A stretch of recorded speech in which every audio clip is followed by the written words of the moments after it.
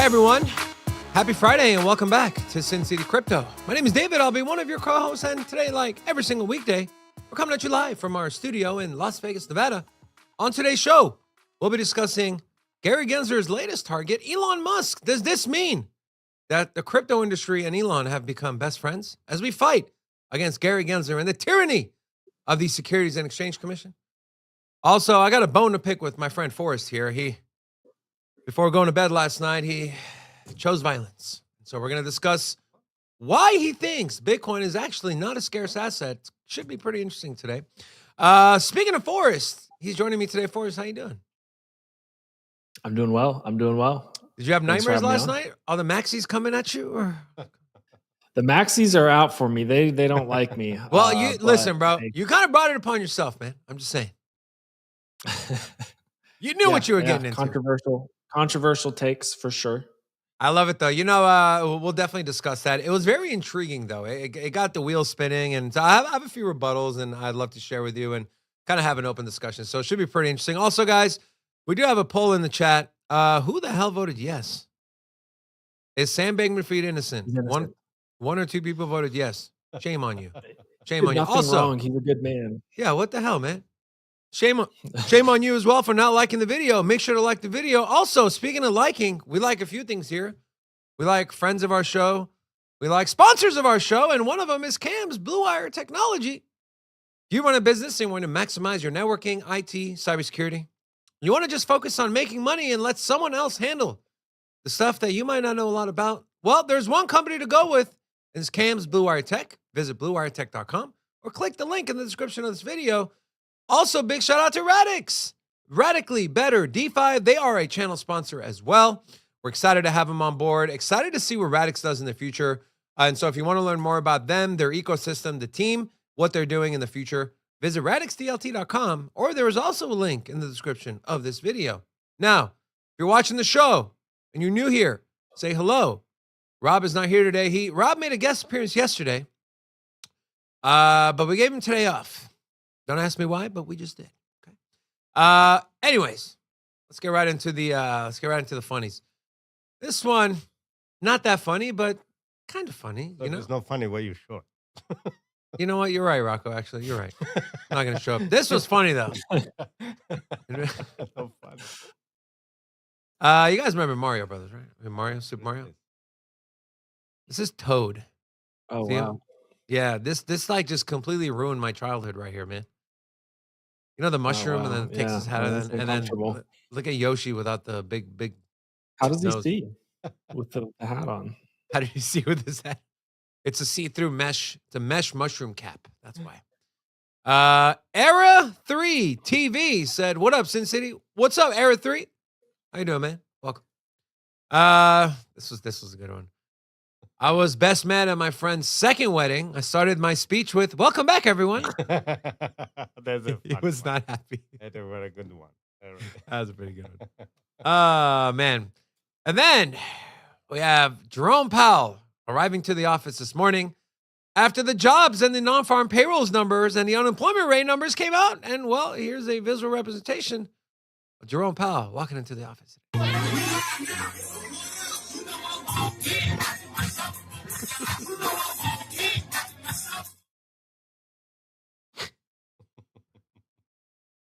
That's how it is. That's Jerome Powell. Yeah, he's ready to hike the interest rates. Okay. We'll get into the numbers here in a little bit. But man, this whole macro thing, I'm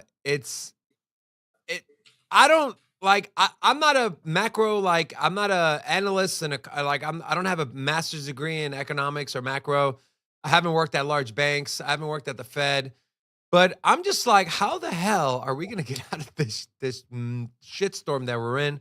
Man, I'll wait and see. But according to President Biden, we're all doing great financially. The Americans are happy. Listen to what the Commander-in-Chief, President Joseph Robinette Biden, had to say. Well, first of all, you just heard the news today, too. They haven't heard it. I think the people, those 300+ thousand people who got jobs, feel better about the economy. Look, I got to choose my words here. You all are not the happiest people in the world. what you report. And I mean it sincerely. It gets you get more legs when you're reporting something that's negative. I don't mean you're picking on me, or I'm just the nature of things. You turn on the television, and there's not a whole lot about boy saves dog as he swims in the lake, to say, it's about, somebody pushed the dog in the lake. I mean, I get it, but Out of curiosity, guys. if you just listen to what's going on around the world, there's reason for people to be concerned. There's reason for people to be concerned what's going on in Russia. There's reason to be concerned about what's going on in other parts of the world. I think that the American people are smart as hell and know what their interests are. I think they know they're better off financially than they were before. It's a fact. And all that data, all that polling stuff. I feel very Anyway. bad. Okay. Guys, we're better off financially than we were before. That's a fact. I don't know about you guys, but the dog. Go ahead, Apology, yeah. Go ahead. No. Go ahead. I was just gonna say, I don't know about you guys, but I'm definitely spending more on. Definitely don't have as much extra discretionary money as I used to, as I'm spending more in gas, groceries, and literally everything else. But yeah, we're doing great. Forrest, are you doing better financially than you were 5-10 years ago? Yeah, technically yes, because Because he's crazy. it's just like personal growth or whatever. But in terms of like just the American people, it's like the thing that he said about randomly somebody pushing a dog into a lake made a lot more sense to me than his claim that everyone's doing better now than they were before. That's what? Are you saying we're dogs that are Economy's pushing doing the lake? terrible. Yeah, he's Just bizarre. Well- It's like I laugh, but because it's so crazy, but it's not good. It's actually just a really sad situation.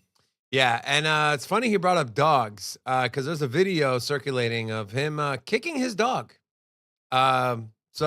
Apparently, every president has like a house animal, they call it the first pet or something, and usually it's a dog. And so Biden's dog has just been nonstop biting and attacking the Secret Service. So they're kicking the dog out, and then this fool literally kicked the dog as he was coming off of Marine One, the helicopter, and going into the limousine. And so Maybe because the dog doesn't recognize the clone. oh, Rocco with the Ooh. conspiracy. What'd you say? Or say that again, Rocco. Say that again. What'd you say? Maybe the dog doesn't recognize the clone. So Rocco is subscribing to the idea that they clone Biden. Okay. All right, Rocco. I'm kind of liking this There now. we go. I feel like Robin hasn't been in the studio for about 3 weeks. I feel like I'm growing on you. There we go, yeah. I'm influencing your thoughts a little Getting bit. better. A little applause. It's a good thing. Yeah. That's Thank it. you. Thank you very much. All right. This is tweeted from Benjamin Cowan. Me. And it says me looking at a bottle of making another Bitcoin dominance video.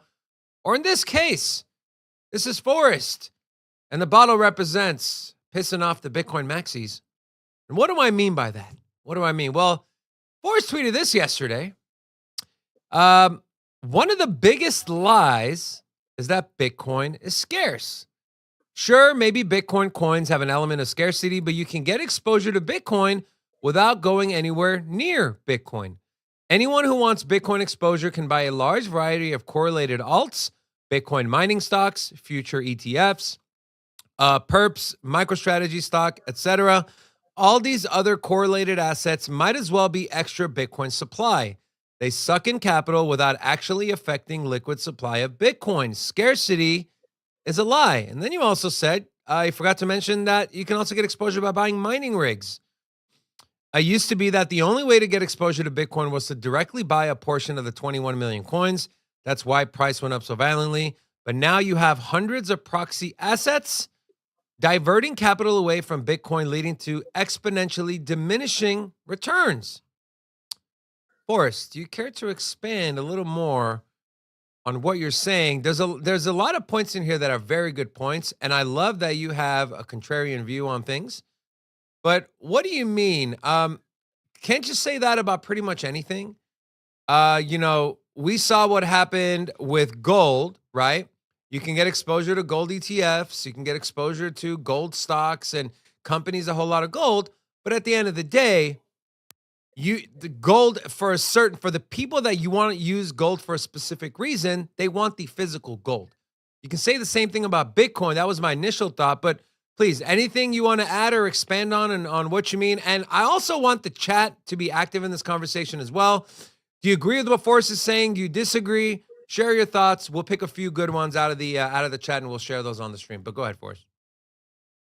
Yeah. I mean, this is obviously a super controversial take, very contrarian opinion. And yes, I get that. I get the element of scarcity that Bitcoin has. That's not lost on me. I get like if there's only a finite amount of something. So I can get where people may have a problem with my verbiage there, saying that, scarcity is a lie, or that Bitcoin is not scarce, or that, that is a lie.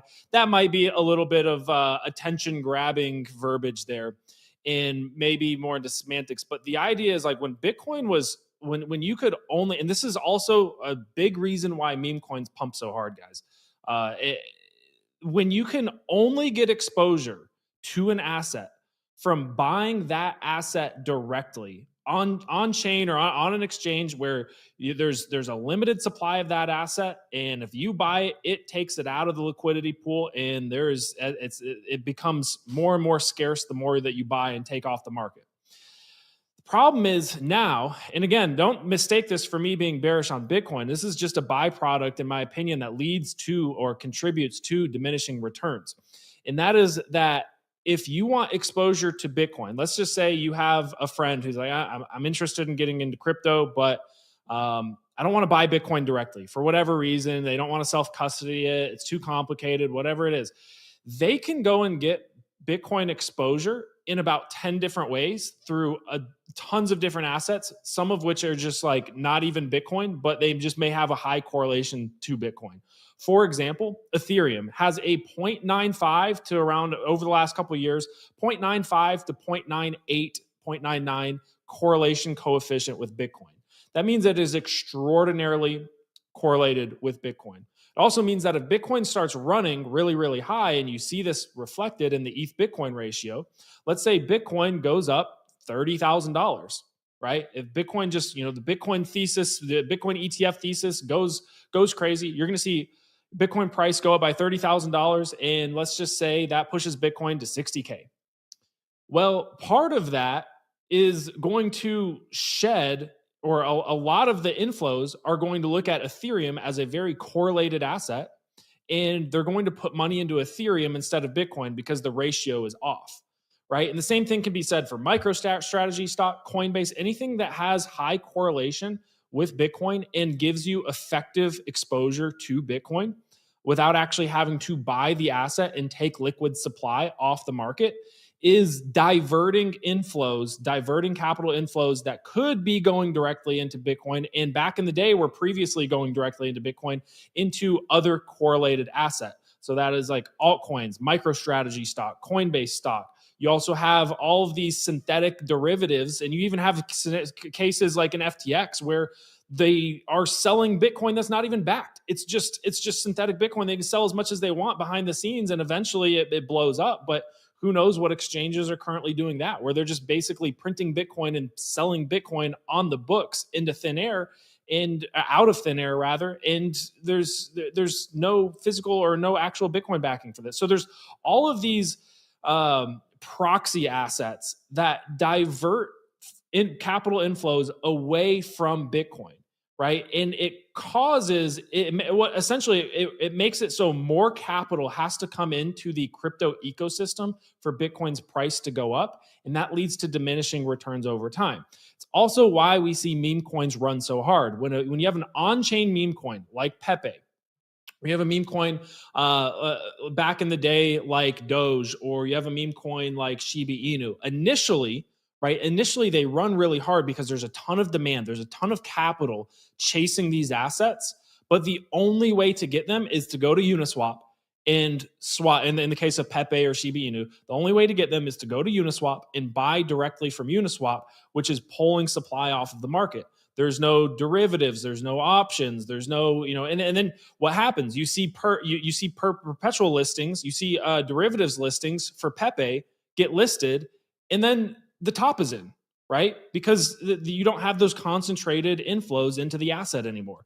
So all I'm trying to say here, and I get this, you could have problems and people can have problems with me saying it's not a scarce asset. What I mean by that is that there's a decreasing level of scarcity to correlated exposure, or even, proxy exposure is how I would put it, to Bitcoin, right? So when you have an increasing amount of options for proxy exposure or correlated exposure to Bitcoin, that exposure is becoming less and less scarce over time. And it's why we see diminishing returns. It's why everyone thought Bitcoin was going to 200, 250, 300K last market cycle because they were looking at the multiples off of previous market cycles and the growth rate of Bitcoin.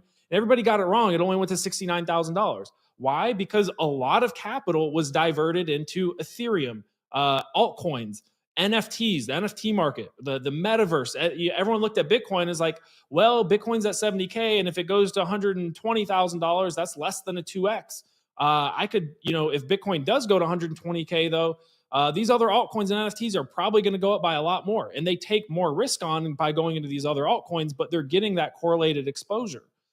So that's the point I'm trying to make, is that the proxy exposure to Bitcoin is essentially not scarce. It's becoming less and less scarce, and that leads to diminishing returns. And I say this because I think a lot of people see like these crazy price predictions. Like I called one out last night on Twitter that this guy was saying that Bitcoin in 3 years is going to go to $842,000.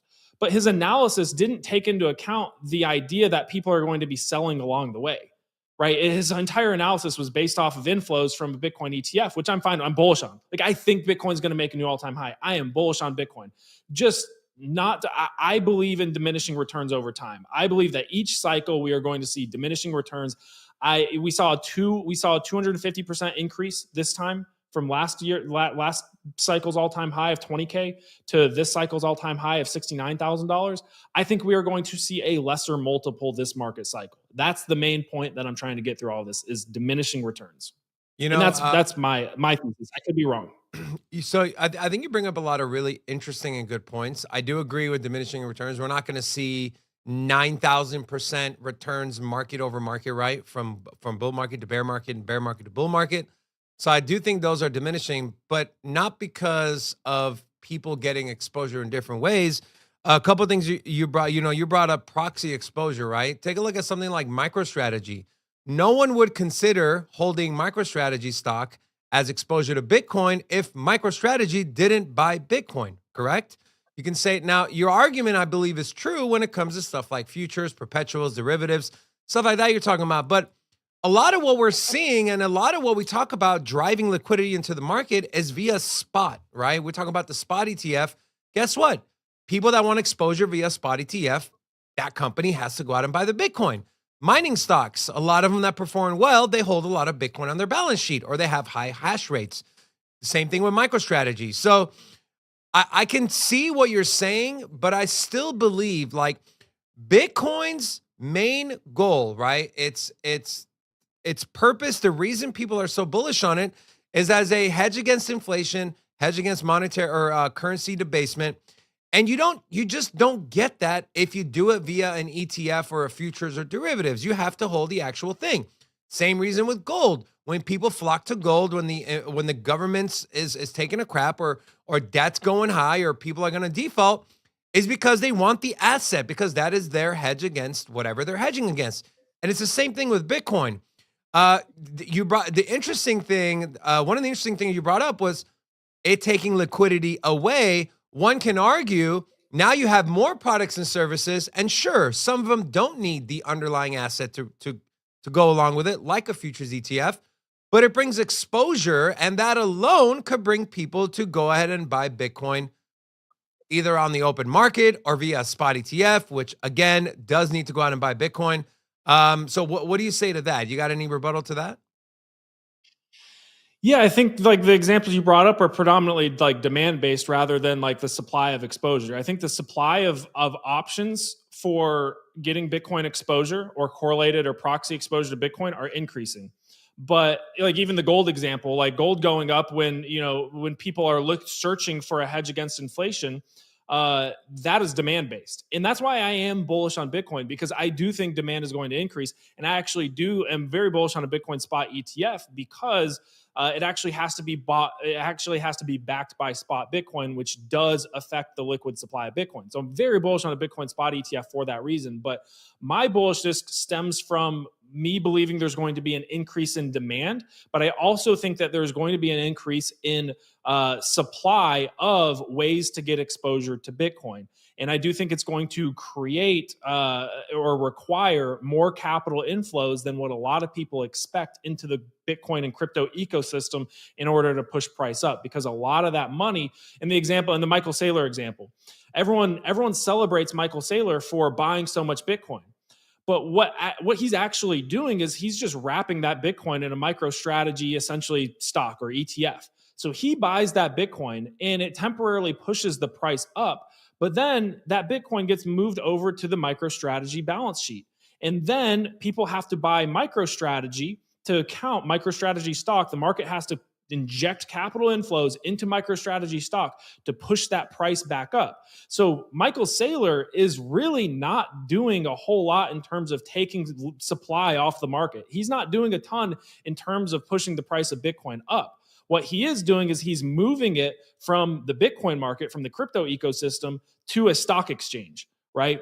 So essentially, he's just moving it from one place to the other, but it still has to be purchased via MicroStrategy stock, which is a proxy asset, right? MicroStrategy is a company that has other services essentially, but you do that times a million other, or not a million other stocks, but you do that with Coinbase and mining stocks, and essentially there is nothing better for the price of Bitcoin than people who buy it directly and hold it in a ledger, right? And this is why I think Bitcoin maxis don't like altcoins, right? Because they preach DCA and HODL, which is fine. Like that's fine if you believe Bitcoin's going to go up, which I do. DCA and HODL is a good strategy, but the single best thing for Bitcoin's price to go up is direct capital inflows into the actual asset Bitcoin. Right? When you buy MicroStrategy stock, or when someone in the market buys MicroStrategy stock or Coinbase or a ton, any of these other proxy assets or perps or options, it does not, and inarguably, right, objectively, it does not push up the price of Bitcoin if in the same manner or as much as if that capital was directly purchased or directly used to purchase Bitcoin. And that's the point I'm trying to make. So in the early days, you had to buy Bitcoin directly and it pushed the price up. We're beyond early days, and now Bitcoin exposure is starting, the supply of Bitcoin exposure is starting to expand. And that's a big part, in my opinion, why we start to see this pattern of diminishing returns. Let me ask you this question, okay? From an investment standpoint, okay? If you're an investor long-term in Bitcoin and all you care about is price going up, would you rather it stay like it was in 2013, where you're saying is the only way to have exposure is to go out and physically buy it? Or would you rather have where we're headed, which is mainstream adoption, it's available via traditional rails and everyone can have access to it? From an investment standpoint, which one would you rather have?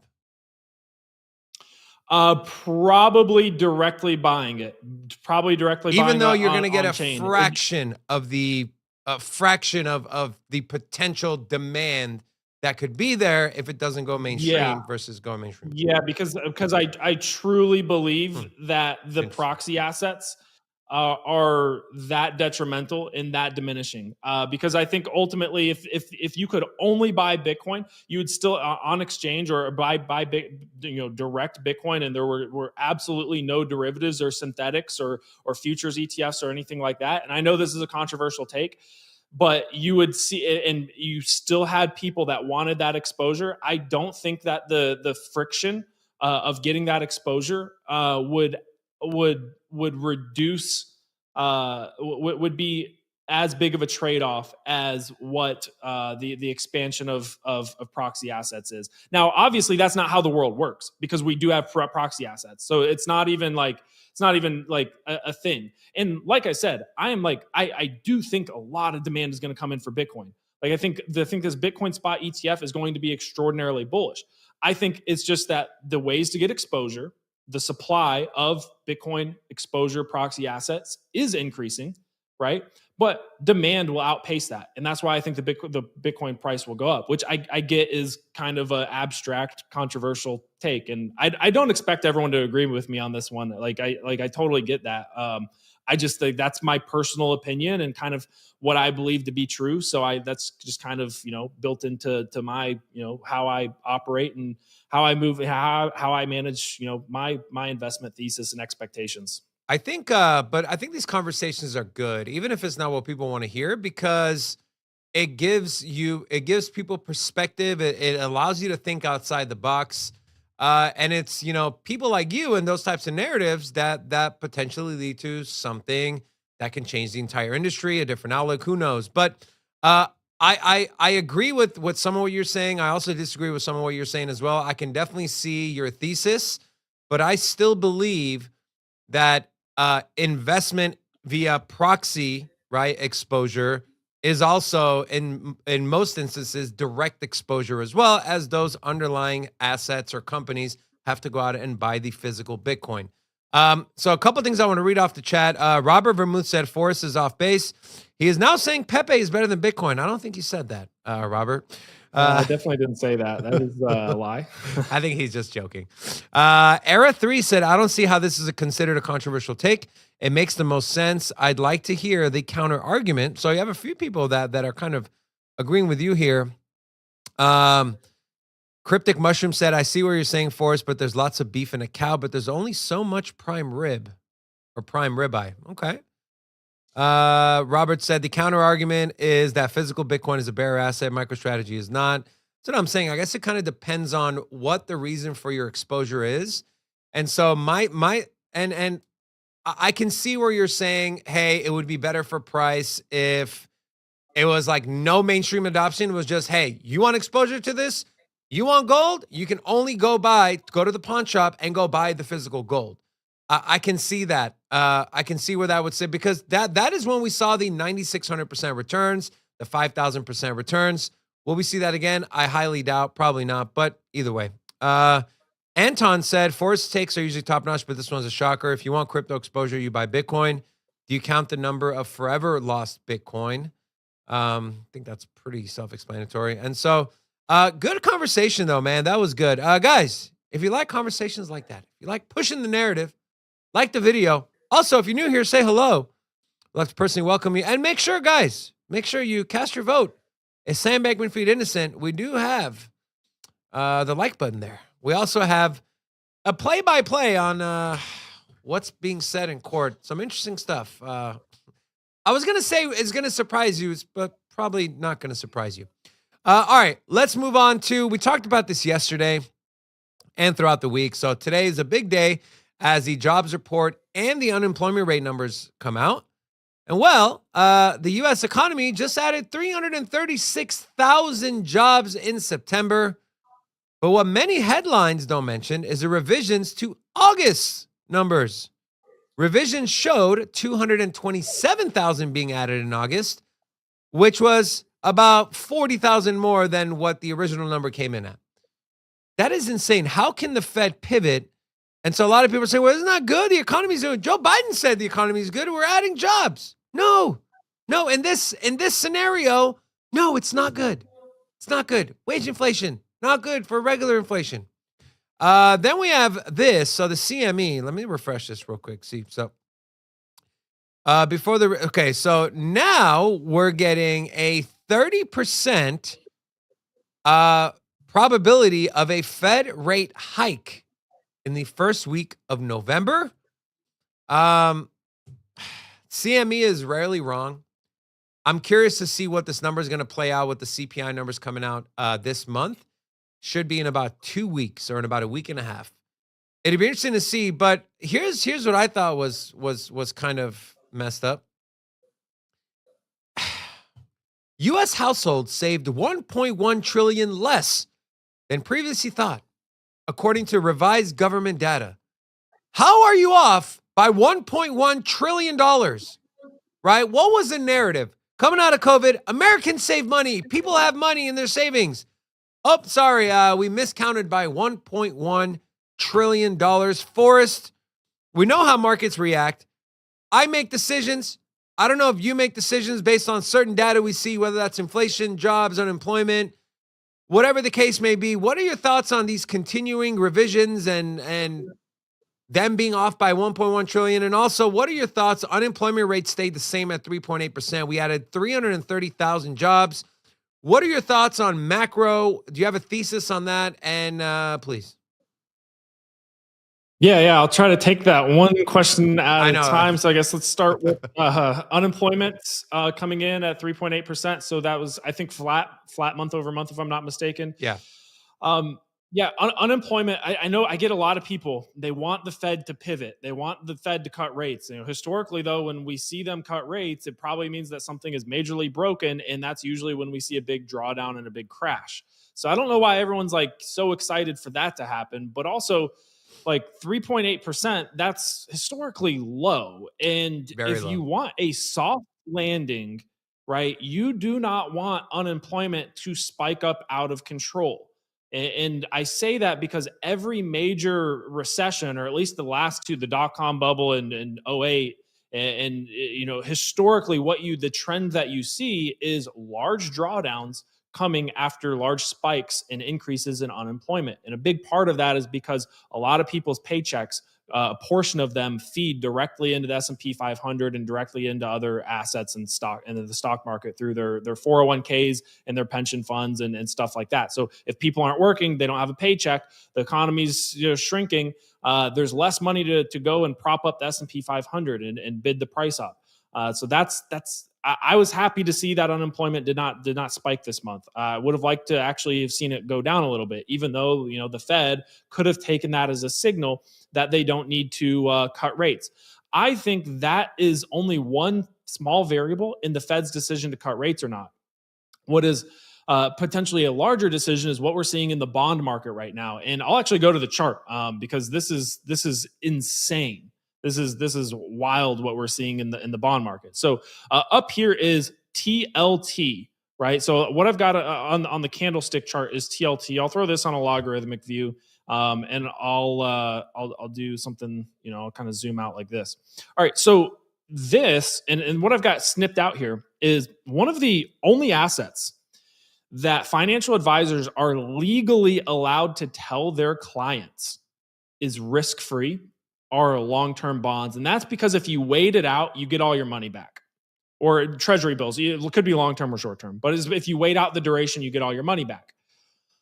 Long-term bonds from their peak are down 53%. And banks have a lot of exposure to this. And this is why you're seeing banking failures. This is why you go to the regional banking ETF, which I won't pull up, but it looks very similar to this chart. Bank stocks are doing horrendously. And it's kind of crazy that this can be called a risk-free asset. It's down worse than the S&P 500. And what's happening right now, to some degree, and why I think a little bit of why we're seeing a bit of a peak is, DXY is kind of peaked, or not a peak, but a little bit of a rally in the last, the last several hours, days. Like, you look at what's happening with the risk-off asset, and it's performing worse than the risk asset, which is the S&P 500 in orange here.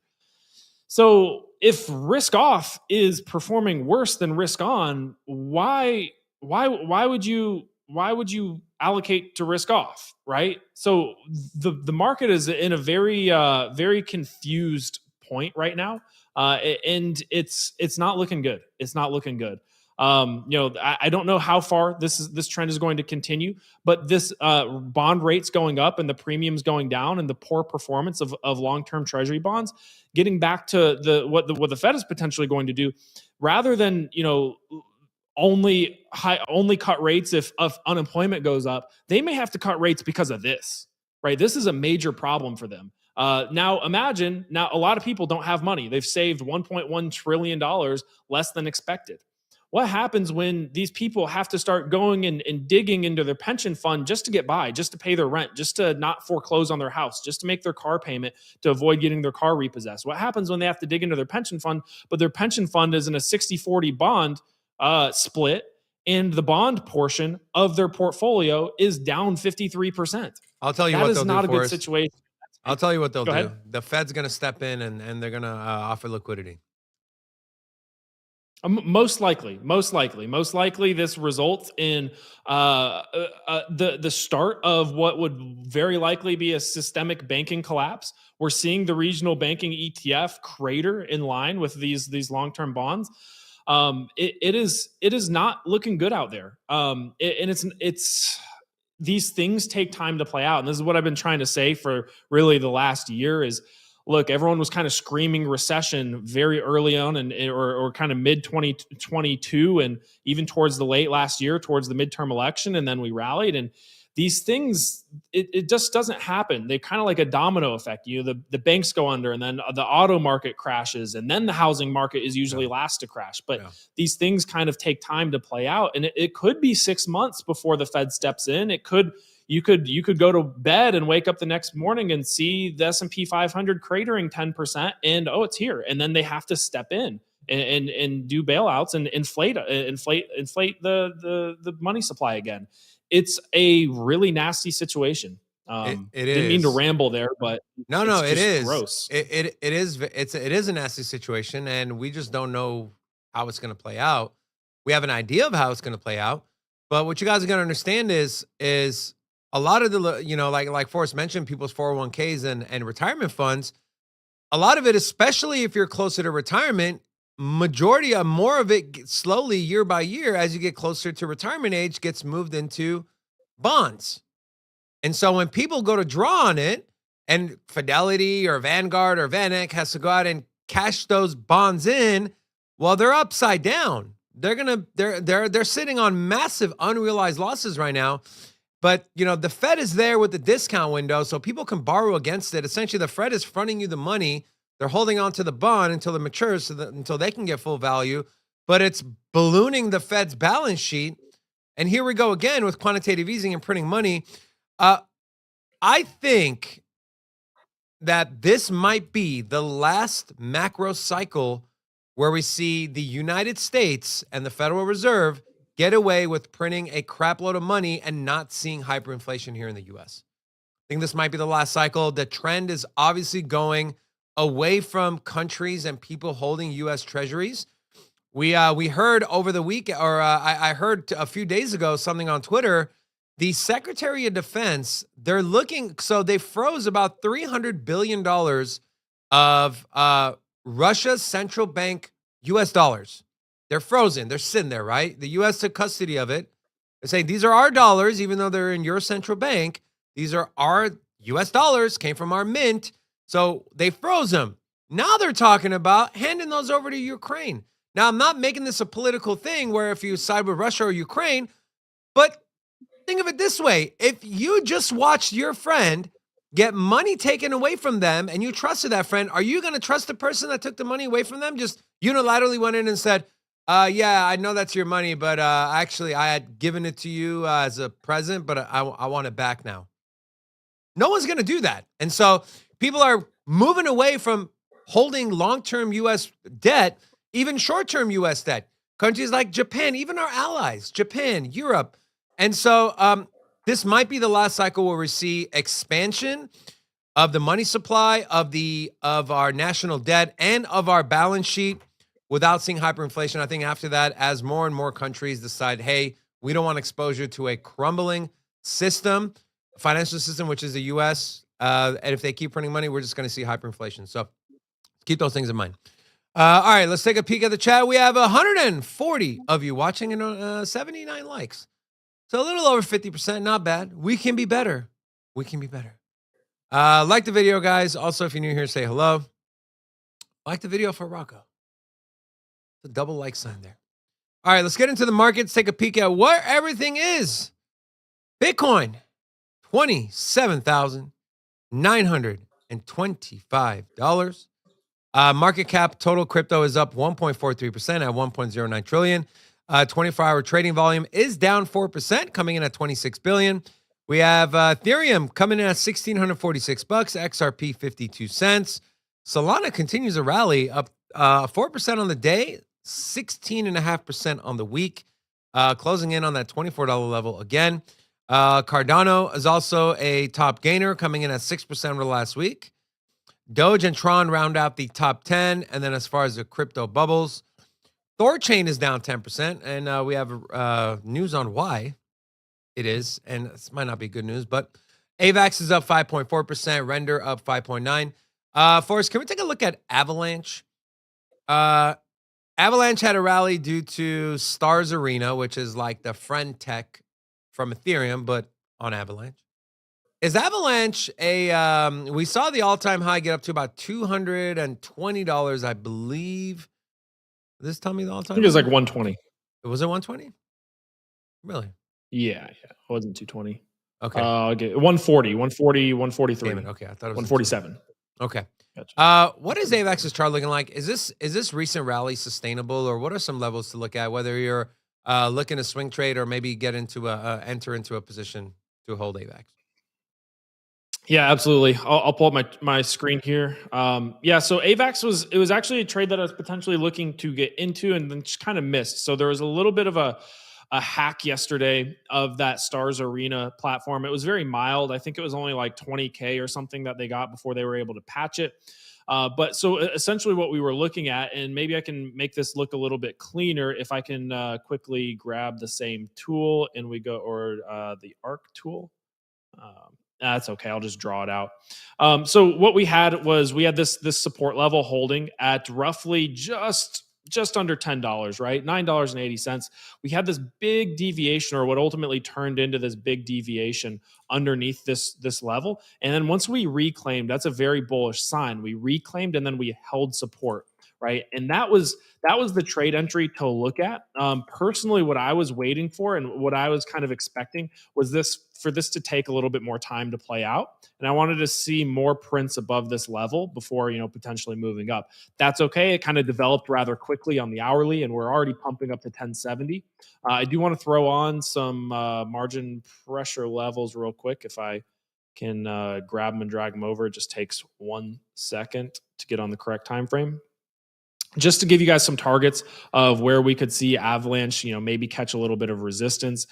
We also, as I do that, I'll pull up the RSI. We had some bullish divergence on the RSI. We had this low and then a higher low on RSI, and then we reclaimed the 50, which is a very bullish sign, especially in the 4 hour for catching some breakouts. Right. And then, meanwhile, we had price making lower lows. Right. So when you have a series of lower lows in price and higher lows in RSI, that's a mismatch. That's called bullish divergence.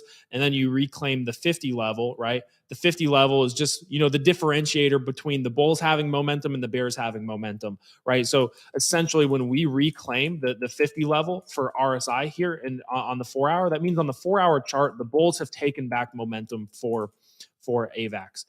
So zooming in a little bit here on the 4 hour, let me get this on the correct wick.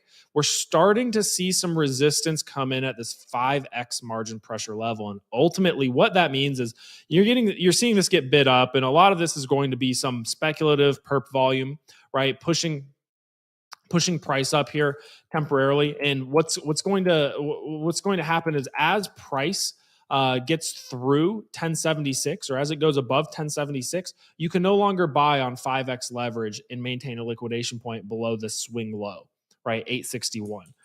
So that's currently our resistance point. We're starting to see a pullback. We still have some pretty decent momentum here, I would say.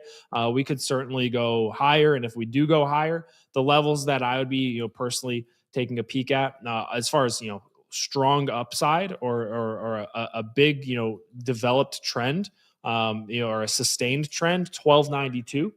This was a prior support level that we kind of used as a trigger point for our sell-off here, and then we moved further down. This is an interesting level at around $12, just over $12.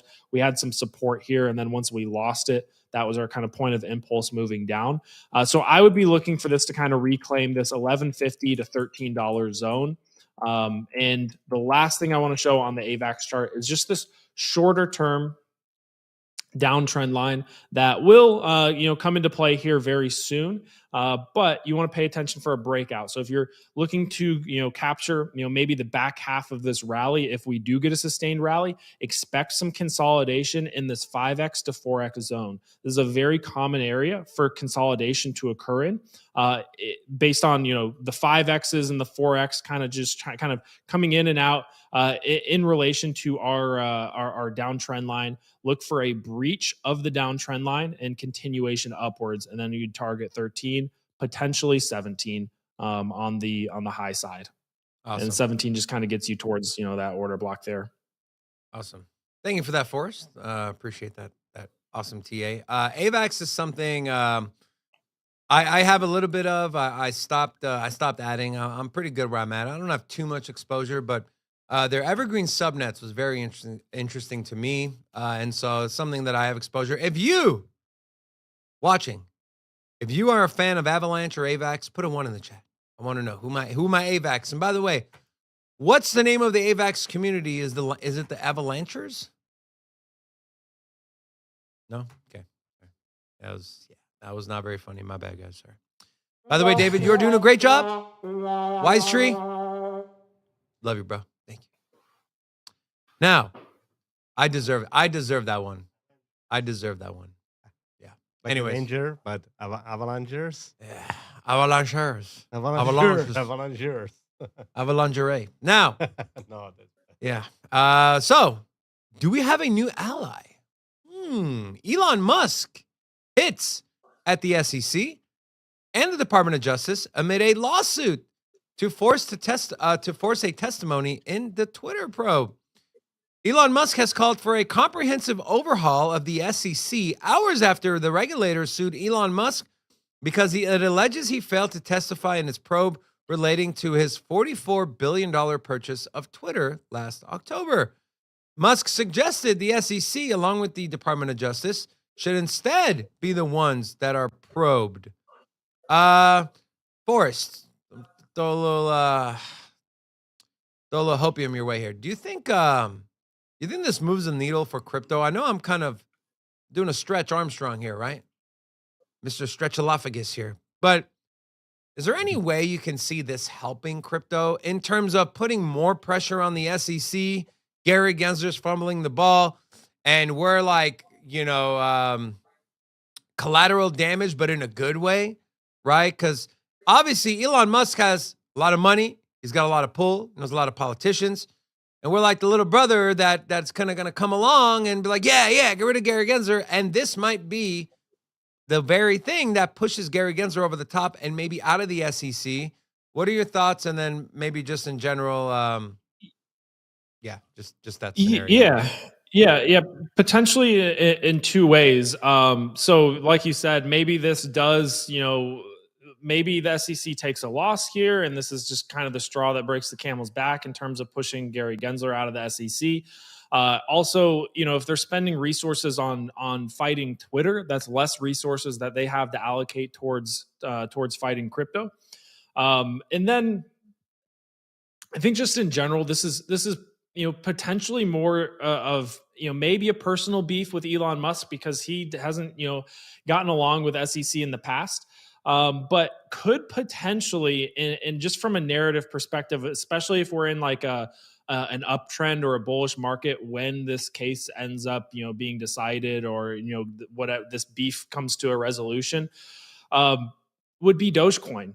Just not because it has anything to do necessarily with Dogecoin, but just if Elon Musk, as kind of the champion of Dogecoin, puts a W in the winners column for Twitter, you might see some narrative there. Some maybe the Dogecoiners really view that as a victory over a common crypto enemy and decide to pump Dogecoin, or maybe Dogecoin gets roped into this in some way or another.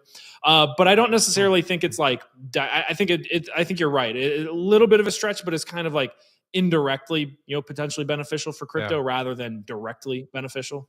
I'm saying it's never a bad thing to have the world's richest man in your corner fighting the same foe that we're trying to fight. And so it'll be interesting to see. All right. Let's move on to this piece of news. So Thorchain, ThorSwap, is a DEX. And the D stands for decentralized. Well, maybe it's not so decentralized, as ThorSwap paused their operations after a series of funds stemming from the FTX hacker was sent to the protocol. ThorSwap took to social media and said that the team stands firmly against any and all criminal actions. Now, Forrest, I think we can all agree here that what, the FTX hacker, which I still believe is someone, either Sam or someone he knows, any illicit funds that are trying to move is a bad thing, right? But for a decentralized exchange to halt operations because of this, doesn't that go against the entire theory of decentralization? And can you even call yourself decentralized anymore, ThorSwap? Yeah, I don't think I think decentralization is, I don't want to say a myth, but I feel like most everything in crypto, I feel like that term's very, very used very generously, very overused. And I think The buzzword. yeah, it's a buzzword, and there is far less decentralization. And I've said this, and again, I'm not attacking Bitcoin or Ethereum here. Like I think even I do think Bitcoin's decentralized, right? I do think it's decentralized, but I think it's less decentralized than most people believe it to be. I think there are, like with Ethereum, you've got Lido, like you got 40% of the Ethereum staked with Lido. Like that I'm pro Ethereum, guys. I'm pro Ethereum, but if you just put on the blinders and ignore these things, then these problems can kind of build up, and that could be something that's a big problem in the future. And it's not that I hate Ethereum. I know I talk so well about Ethereum all the time, but you kind of have to be honest about, potential problems that could surface down the road. And I think it's just a commonality here that things are much less decentralized than what people think. You see, even like Uniswap potentially, maybe could require KYC in the future, or be required to require KYC. Well, then is Uniswap or MetaMask or whatever, if you have to require KYC, are you decentralized? You look at Tornado Cash, right? Tornado Cash, gets taken out essentially by, or put on the I forget the list that they were put on, but its user base just drastically dropped because the government went after it. It's like centralized forces are extraordinarily powerful, and they're difficult to protect against, right? And I think it's an overused word. I think very few things are truly decentralized. It's a spectrum, and obviously you have some things like Bitcoin that are further on that spectrum than most everything else. But it's kind of overused. I 100% agree. When you can shut something off or turn the computers back on or whatever the case may be, you're not decentralized. And I understand that, if you're fully decentralized, you're not going to be able to stop things like hackers moving funds and swapping. It's just is what it is, right? You look at something like guns. Guns can be used for good, can be used for bad. Police officers use guns. The Secret Service uses guns. I have a firearm to protect my family and my house. But also, the wrong people get hands on them and do bad things with it. And so, just something to keep in mind. But I agree with Forrest. I think decentralization is a buzzword. There are very few, extremely few projects that are actually decentralized. And I want to say, I think Cardano is one of them, dude. I think that's why a lot of the community, especially when Cardano completes Voltaire, I think Cardano could potentially be the most decentralized layer one out there, competing with Bitcoin. Who knows? Now, we have an update to give you on Sam Bankman-Fried. Now, guys, I would recommend, if you want to follow this thing closely, go follow Inner City Press. I just found their Twitter handle today. And what I like about it is dude literally just question, answer from the interrogation and Sam Bankman-Fried's trial. I'm not going to obviously read the whole thing, but if it's something you're interested in following, I'd recommend following this one. But a couple of things that stood out to me. So this is a conversation with Gary Wang, who, correct me if I'm wrong, Forrest, was the guy who created the code, correct? Who wrote all the coding for FTX, or was that Nishad Singh? No, I think co-founder and coder, if I'm not mistaken. I could be wrong. But yeah, he was kind of for most of the time behind the scenes. There was very little like photo evidence of him. He's just kind of a more shadowy figure behind the scenes. If I'm not mistaking him with somebody else. Yeah. So, anyways, here in this exchange, Gary Wang is being interrogated and said, so AUSA, right, said yesterday you said Alameda had certain advantages. Where were they? And Gary Wang said they're in the code. Okay. And so they show some things, and the interrogator says, how is a computer code involved in displaying balances? Gary Wang said the code keeps track of changing values, to which he was asked what happens if allow negative is checked, to which Gary Wang said then you're allowed to go beyond. So when Alameda was trading and leverage trading and derivatives trading on FTX, if their position went negative, they were allowed to continue to add to that position, continue to go in the negative, and not have their position liquidated. Said, what were the special privileges? To which Gary Wang said it was allow negative trading to trade more than it had in its account. They had a large line of credit and it could trade faster than others. To which he was asked, were they disclosed? And he said, no, they were not disclosed. Said, what did Alameda do? What did Alameda do with it? Gary Wang said it withdrew more than it had in its account, like $8 billion. $8 billion they withdrew that was not even in the account. And where did the money come from? From FTX customers. And there is the fraud, guys. We understand, and did you read that? Did you get that book, by the way, by Michael, what's that guy's name that did the interview on 60 Minutes and then wrote the book, who was saying that Michael Lewis? That was the dumbest. I didn't get it. I can't. So I watched this CoffeeZilla video yesterday. He said he read the whole book and said the guy's literally just like, mainstream media is clueless. They're trying to paint this guy as an altruist. Oh, he made a mistake and there was no malintent. Literally, it's in the code. It's literally in the code. Yeah. So apparently this whole allow negative thing was done in 2019. So this is going on for 3 years. 3 years. And he said it was about FTT, crypto we created to act as equity in FTX. But it wasn't only used for FTT. Alameda used it to do trading when its account balance was below zero.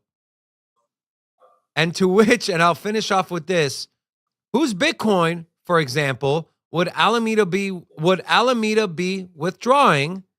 And Gary Wang said FTX's customers' money. And so I think this is pretty straightforward. I don't have much else to add to it, but obviously, this is the biggest case, I believe, in our industry. This case is overtaking mainstream media, and so I feel like giving you guys an update every now and then is a good thing. But any thoughts on this for us, or anything you want to add? Yeah, I mean, so I think a couple things here, and kind of like finer details, and that are actually, I think, really, really important, like for people that are into like the whole decentralization thing. This is an example of a centralized entity attacking, and I do truly believe, I mean, this could be construed as is an attack on a decentralized protocol that is Bitcoin. Because while there are only 21 million Bitcoin, when a centralized entity comes and builds a trading exchange that facilitates Bitcoin or builds an exchange for Bitcoin that facilitates the trading of Bitcoin, and then they lie and they say that customers' balances still have Bitcoin in them, but then they've gone and sold or lost or given away to donated to the government, whatever it is. They've taken that Bitcoin and they've sold it or lost it or given it or donated it to politicians, right? But then they're still showing the Bitcoin balances of the FTX customers as having that Bitcoin. The market is trading like there's more than 21 million Bitcoin in existence. They're just synthetically creating Bitcoin that is not backed on their exchange. That is an attack on Bitcoin, right? it's not good. I think people need to, I mean, we've seen an increase in demands for clarity from these exchanges, but I think it's an attack vector, and it's a concern that people should take seriously. And I think people do take it seriously, but it's another example of a methodology or a method or a way where, when you start adding in these synthetics and derivatives, and it kind of gets back to my point later, which I'm not trying to bring that up, but the market can trade like there's more than 21 million Bitcoin. And this is an example of that. And who knows what other exchanges are doing that. And I'm not saying that because I'm trying to like dissuade people from buying Bitcoin. I'll reiterate over and over and over again, because people think I hate Bitcoin or I'm bearish on it. I don't hate it. I'm not bearish on it. But I do think that like this example is really, really, really important, because it does it's an attack on the integrity of a decentralized protocol, which is Bitcoin. And I don't have the answer for how to eradicate this in the future, but I think it's a really important detail that probably shouldn't be glossed over. I think people should take it super seriously and just know, when you have your Bitcoin on an exchange instead of self custody, they could be double counting it. They could, it may not be backed, 1-to-1. And that is another reason to if you have the ability to go with a fully audited custodian, like Coinbase, I think is a good example of that, or better yet, self custody. That's why you see people in the Bitcoin space and David and me preach self custody of your crypto assets, because it kind of eliminates or helps eradicate or eliminate this particular issue. It's a big issue. Yep. I do think it's an attack on the integrity of Bitcoin. Very well said, Forrest. Yeah.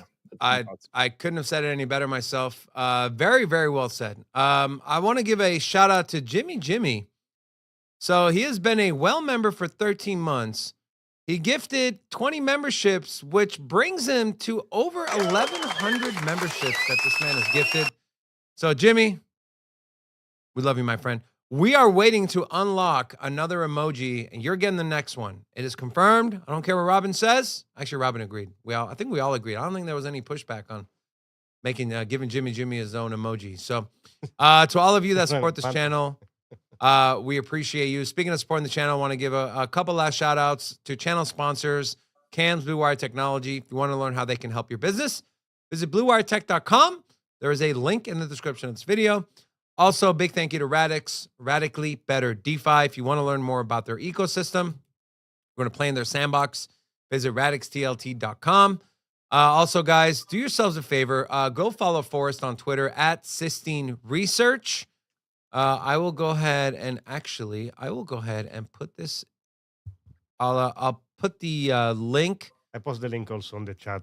Yes, yeah. And then Forrest also, guys, if you're not familiar, which I don't know if you've been watching this channel, you already know, but Forrest does have a YouTube channel as well where he live streams TA on there. So go subscribe there. And then I just put the Twitter link. So go follow him on Twitter. And then also, if you enjoy the indicators and the research Forrest gives, there is a way for you to get access to that, to his research hub and his indicators. If you want to do that and you want to support the channel as well, Cincinnati Crypto, there's an affiliate link. Feel free to use that as well.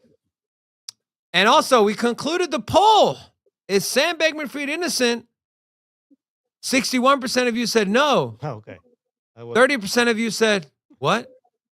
Which is what Sam did, of course. And then 7% of you said yeah. Who the hell voted yeah? You guys are crazy.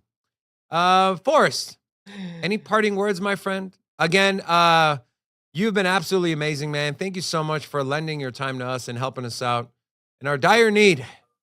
And we just love having you on the show. And so it's been a pleasure. Maybe we'll have you back again a lot next week. Who knows? Rob actually came in yesterday, but he might have overexerted himself a little bit. But we'll see how it's a situation where we don't really know, guys. So we don't know when Rob will be back full time, but either way, we love having you on for us. Anything you want to say heading into the weekend? No, I mean, I appreciate you having me on as usual. I'm here when you guys need me. Just honored to be able to stand in from time to time. Looking forward to Rob coming back. We miss him and look forward to it. Other than that, guys, I love that you can come on this show, or I can come on the show and have heated, passionate debate. about various topics without anybody getting too upset, because there's a lot of places where that can't be said. And I never expect, everybody to, there's absolutely no topic where everyone agrees. And yeah, I won't get into examples that are just absurd and crazy, but no one's ever going to agree on everything. I don't expect people to agree with me on everything. And if you don't agree with me on everything, I still love you, regardless of, if you're David or Rocco or if you're somebody in the chat. So, I think this is a great forum for being able to have these discussions. Yeah. And, we like having people on that have differing opinion. I think it serves not only the community well, it serves us well as well, right? It gets you to think in certain ways. When I read your tweet yesterday, there's a few points in there that I hadn't really crossed my mind, and it was very intriguing. And so that is what pushes the space forward. Shamitri said, what is Forest YouTube? We have it pinned in the comment section. The top. At Sissing Research on YouTube, so go subscribe. With that being said, Rocco. Yeah, that's the time. Zigzag tornado. It's a new type of tornado coming your way. Guys, thank you for an amazing week. We hope you have an amazing weekend. Come back on Monday. Same place, same time. On behalf of all of us here at Sin City Crypto, we love you. Sin City Crypto. Have a good weekend. Bye. Everybody know we here for entertainment and info. Gonna show you how to get that big dough. So every day stay tapped in for big facts, no capping. With Bitcoin, if you're in, then you win. We divide the pie with no fraction. It's Big Rob, David. I split the game, but they gave it. Name the coin that's your favorite. I got dry powder, why save it? To the OGs, new beginners. Special shout out to the well members. Buy the dip, sell winners. Ain't really nothing you can tell sinners. Tune in for the latest new flavors. They gonna teach us mean coins. They polarizing like barbecue chicken pizzas. I laugh with a major grin. Laggers, we trade them in. Baddies, they came to sin. And sinners gon' play to win. Screaming, hola, till my bags are flowing over. Hold ya to the moon and to the solar. Won't I? Don't be letting